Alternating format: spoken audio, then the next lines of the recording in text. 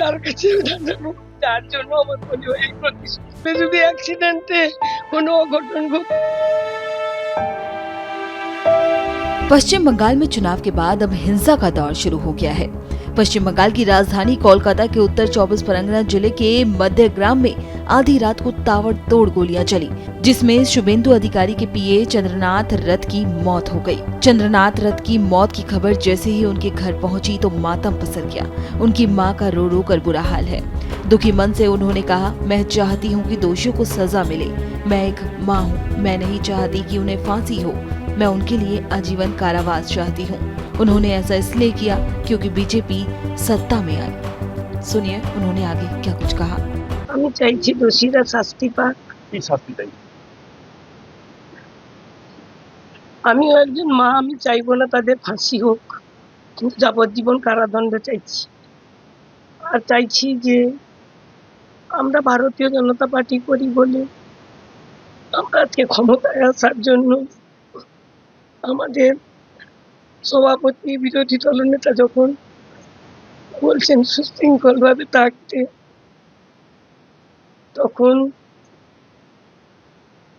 শাসক দলের যারা গরম গরম বক্তব্য দিয়েছিল যে 4 তারিখের পরে দিল্লির কোনো ভাব রক্ষা করতে পারবে না, সেটাই তারা দেখিয়ে দিল।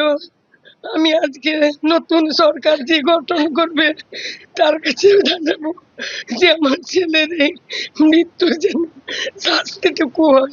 আমার ছেলে যদি অ্যাক্সিডেন্টে কোনো অঘটন ঘটতো, আমার মনে হয় এত কষ্ট হতো না।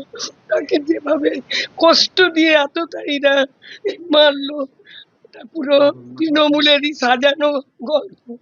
কি কারণে মৃত্যু হতে পারে বলে আপনি মনে করছেন মা হিসেবে? এখানে শুভেন্দু বাবু মমতাকে হারিয়েছে, যার জন্য আমার মনে হয় এই প্রতিষ্ঠা।